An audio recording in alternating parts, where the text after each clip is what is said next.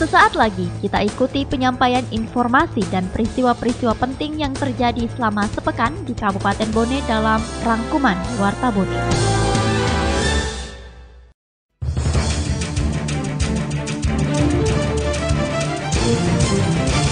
Pukul 7 waktu Indonesia Tengah, Radio Republik Indonesia Bone menghadirkan sejumlah berita hasil liputan reporter wilayah Kabupaten terangkum dalam himpunan Warta Bone selama sepekan. Berikut berita pertama. Jelang berakhir masa jabatan Bupati Andi Fasar Mahdin Pajalangi dan Wakil Bupati Bone Ambo Dale tahun ini, Abdesi Bone menyampaikan 4 tuntutan ke pihak DPRD dan Pemda Bone. Selengkapnya dilaporkan Febrian Januar. Asosiasi Pemerintah Desa seluruh Indonesia Dewan Pengurus Cabang Kabupaten Bone meminta pihak DPRD dan pemerintah Kabupaten Bone dapat mengabulkan 4 poin tuntutan yang disampaikan Abdesi Bone. Keempat tuntutan tersebut meliputi pertama, pemenuhan kebutuhan operasional desa terkait kenaikan alokasi dana desa dari 10% menjadi 20%. Kedua, gaji anggota Badan Pemusyawaratan Desa diambil alih oleh pemerintah daerah. Ketiga, pengalokasian ADD agar dapat berjalan dengan sesuai jadwal dan harapan. Dan keempat, meminta pendampingan hukum dari Pemda Bone. Hal yang disampaikan Ketua Abdesi Bone, Andi Mampakaya Amir, saat menghadiri rapat dengar pendapat umum di DPRD Bone kemarin. Ketua Abdesi Bone membiarkan bahwa dengan kondisi beban dana desa saat ini sangat berat. Dari beberapa poin tuntutan tersebut termasuk penggajian anggota BPD dan rendahnya alokasi dana desa yang dialokasikan pemerintah daerah untuk pembangunan desa di beberapa sektor. Karena itu, seluruh pemerintah desa berharap pemerintah dapat merealisasikan keempat poin tuntutan ini. Selain itu, apabila tuntutan ini disambut positif oleh pemerintah, maka ini merupakan kado terakhir dari Bupati dan Wakil Bupati Bone Andi Fasar dan Ambo Dale yang akan berakhir masa jabatan tahun ini. Dan itu CSR-nya itu kemana?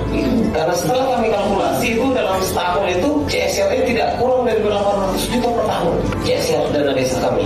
Jadi itu yang kami mau pertanyakan, kemana ini yang ngarang? Itu salah satu yang poin yang kami ingin tanyakan. Menanggapi perihal tuntutan Asosiasi Pemerintah Desa seluruh Indonesia DPC Bone ini, Kepala Bidang Bina Pemerintah Desa Dinas Pemberdayaan Masyarakat dan Desa Kabupaten Bone, Mubarak mengakui bahwa beberapa poin berkaitan dengan alokasi dana desa wajar untuk diberi perhatian jika dilihat dari sisi aturan pusat, namun hal tersebut tentu akan disesuaikan dengan kondisi keuangan daerah. Sedangkan perihal jadwal pencairan alokasi dana desa dari 4 bulan menjadi 1 bulan, tentu ini akan dikembalikan ke pihak aparat pemerintah desa untuk mengajukan permohonan. Untuk tunjangan aparat desanya itu 8 miliar. Ditambah lagi kebutuhan tunjangan anggota DPD yang menyentuh posisi 12 miliar. Ditambah lagi penuh stafnya, RT RW-nya, imam desanya dan lain sebagainya dengan operasional desanya. Sehingga dengan kondisi keuangan secara umum ini menyatakan bahwa memang wajar kalau teman-teman kepala desa meminta kenaikan anggaran seperti yang diaspirasikan. Dari hasil rapat dengar pendapat umum tersebut, Fahri, salah satu anggota Dewan Komisi 1 DPRD Bone, menyimpulkan bahwa dari hasil RDPO ini, dari keempat tuntutan tersebut menghasilkan 2 rekomendasi untuk ditindaklanjuti dari pemerintah daerah Bone, yakni pertama, merekomendasikan kepada pemerintah daerah Kabupaten Bone untuk melakukan kajian untuk pemenuhan kebutuhan ADD sampai dengan 20%, minimal 15%, dan kedua, merekomendasikan kepada bagian hukum untuk menindaklanjuti permintaan pendampingan hukum untuk pemerintah desa. 328 desa di Kabupaten Bone diharapkan dapat berinovasi dengan cara menggali potensi daerah di masing-masing wilayahnya. Selengkapnya dilaporkan Suryani Arifin. Bupati Bone, Andi Fasar Mahdin Pajalangi mengajak pemerintah desa mampu berinovasi dengan cara menggali potensi daerah yang ada di masing-masing desa. Pasalnya, beberapa desa di Kabupaten Bone dinilai mulai berkembang seperti hadirnya potensi wisata, di antaranya Desa Cakbeng yang menghadirkan wisata Goa Mampu dan Desa Lanca dengan permandian Lanca. Dikatakan, potensi daerah yang ada di desa tersebut diharapkan dapat dikembangkan dengan menjalin sinergitas baik dengan organisasi perangkat daerah maupun stakeholder terkait lainnya agar dapat menunjang perekonomian daerah. Yang terpenting menurut Bupati adalah dapat menjaga potensi daerah dengan cara pengelolaannya sehingga potensi-potensi yang ada dapat diminati oleh masyarakat baik lokal maupun dari luar daerah Kabupaten Bone. Saya melihat sudah banyak desa yang mulai maju dan berkembang dan kelihatan sekali itu menopang ekonomi di desa. Ada beberapa desa terutama saya kira di utara juga sudah ada berkembang, di selatan juga seperti itu. Makanya tolong diintip potensi apa di desa kita yang memungkinkan dikembangkan sehingga bisa menghasilkan keuangan. Ekonomi bisa maju. Contoh misalnya desa Goa Mampu misalnya kan bisa dimanfaatkan potensi yang ada di sana itu coba dihidupkan di sana. Mungkin bekerja sama dengan dinas pariwisata misalnya untuk bisa dikembangkan. Yang penting kita jaga pengelolaannya sehingga hasilnya bisa menjadi pusat wisata misalnya. Bupati Bone 2 periode itu berharap agar 328 desa di Bone mampu berinovasi dan menampilkan inovasinya melalui berbagai sektor, baik wisata, pertanian, peternakan, dan lainnya, dengan melakukan sinergitas dengan stakeholder terkait agar potensi yang ada dapat terus dikembangkan. 8 desa di Kabupaten Bone mendapat apresiasi dari Perpustakaan Nasional dalam mendukung literasi masyarakat. Selengkapnya kembali dilaporkan Suryani Arifin. Perpustakaan Nasional Republik Indonesia menggandeng pemerintah Kabupaten Bone melalui Dinas Perpustakaan dan Kearsipan Kabupaten Bone mengapresiasi 8 desa yang dinilai dapat berkontribusi dalam pengembangan literasi masyarakat di Kabupaten Bone. Deputi Bidang Pengembangan Sumber Daya Perpustakaan Nasional RI, Dr. Adin Bondar mengatakan, pemerintah pusat terus mendukung kemajuan literasi agar masyarakat dapat inovatif, kreatif, dan produktif sehingga masyarakat menjadi sejahtera. Penguatan sumber daya manusia inilah dijadikan bahwa penguatan budaya literasi menjadi kegiatan prioritas nasional kita, terdiri dari pengembangan budaya baca, kemudian penguatan pembukuan dan konten literasi, dan juga peningkatan akses perpustakaan berbasis inklusi sosial. Sementara Bupati Bone Andi Fasarmadin Pajalangi mengatakan, di samping kehadiran perpustakaan di desa menjadi kewajiban berkegiatan di daerah, ia juga berharap agar dukungan perpustakaan pusat dapat membantu pemerintah daerah untuk mengelola perpustakaan di desa, seperti menyalurkan bantuan buku. Kami berharap perhatian pemerintah dalam hal ini Perpustakaan Nasional untuk menerbitkan buku-buku untuk mengisi perpustakaan desa yang sudah ada. Karena terus terang, perpustakaan desa ini masih sangat terbatas jumlah buku yang mereka miliki.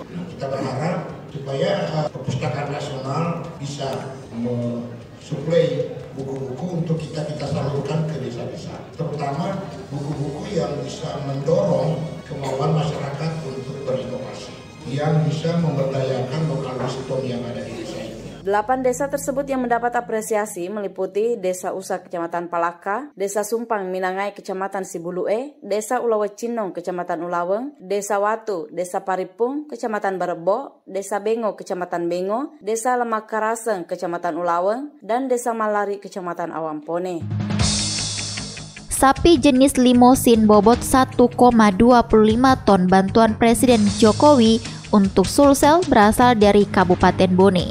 Selengkapnya kembali dilaporkan Febrian Januar. Presiden Indonesia Joko Widodo kembali menyerahkan bantuan sapi kurban untuk wilayah Sulawesi Selatan di Hari Raya Idul Adha 1440 Hijriah tahun ini untuk masyarakat Bone. Sapi yang dibeli Presiden Indonesia ini seberat 1,25 ton jenis limosin dengan harga jual Rp95 juta. Hal ini diungkapkan Kepala Dinas Peternakan dan Kesehatan Hewan Kabupaten Bone, Andi Musafir, saat dalam sambutan pelepasan petugas pengawas kurban di Rumah Jabatan kemarin. Dikatakan bantuan sapi kurban dari Presiden Indonesia Joko Widodo ini sudah kedua kalinya dibeli di daerah Kabupaten Bone. Namun bantuan tahun lalu sapi limosin berasal dari Bone diberikan untuk masyarakat Kabupaten Selayar dan Kepulauan, sedangkan tahun ini diberikan untuk masyarakat Bone. Dijelaskan sapi yang dibeli orang nomor 1 Indonesia sebelumnya dilakukan seleksi sapi sejenis di beberapa daerah di Sulsel. Namun hasil seleksi, sapi limosin asal Kabupaten Bone yang terpilih sebagai bantuan hewan kurban dari Presiden Indonesia di Hari Raya Idul Adha tahun ini. Pada Bapak pimpinan bahwa kemarin sore telah ditandatangani kontrak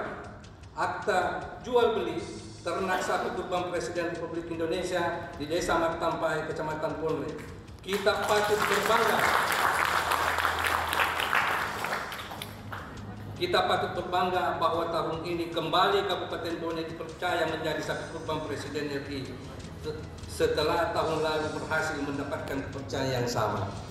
Dan luar biasanya lagi kalau tahun lalu sapi kurban Kabupaten Bone berasal dari Kabupaten Bone tapi diperuntukkan masyarakat Selayar, tapi itu tahun ini alhamdulillah diperuntukkan di Kabupaten Bone sendiri. Ini satu kebanggaan bagi kita masyarakat Bone dan rumpun keluarga besar peternakan di Kabupaten Bone.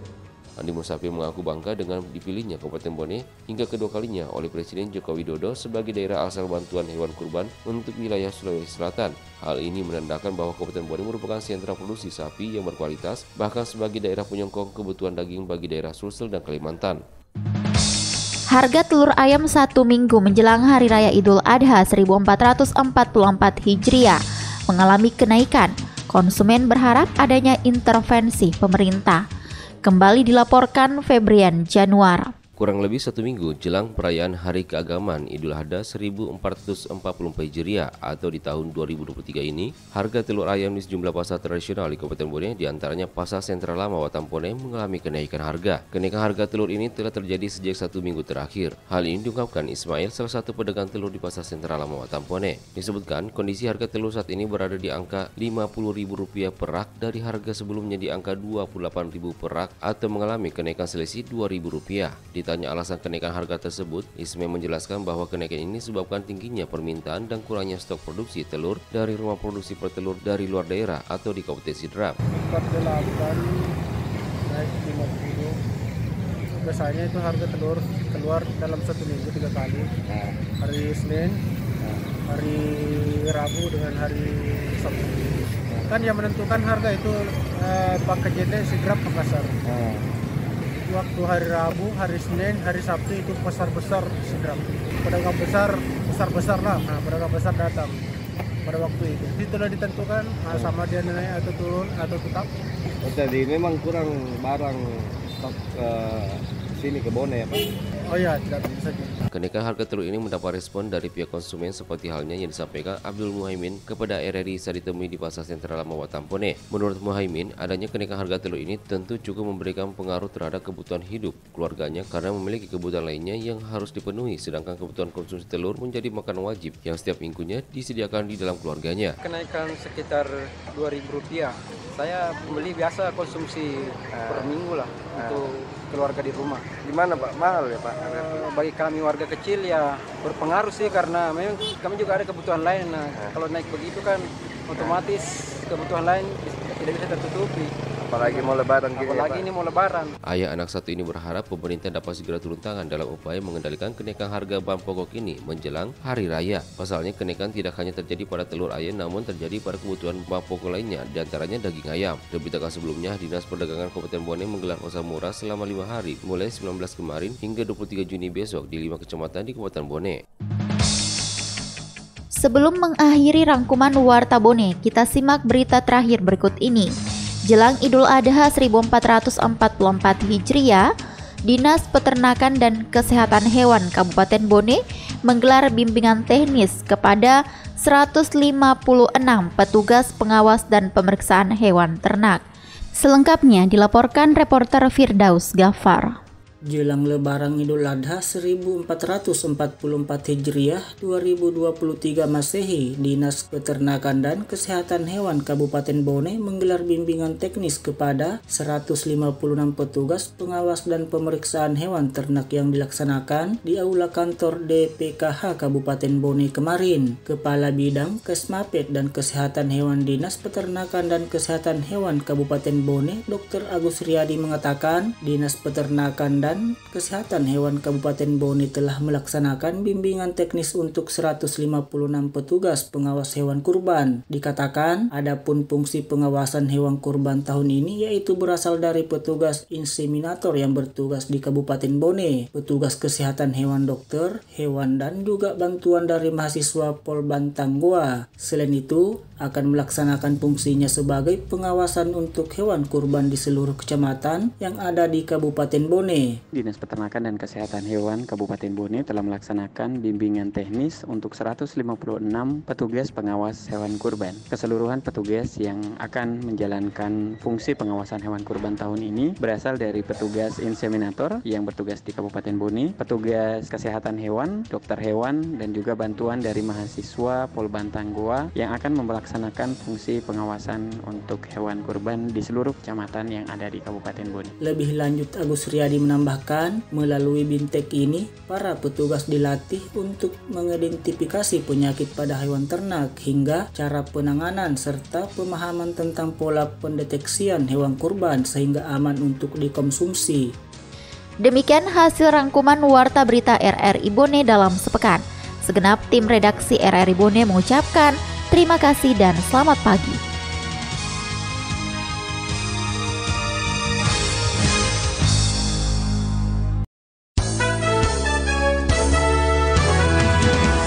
Terima kasih telah Anda ikuti rangkuman Warta Bone hari ini.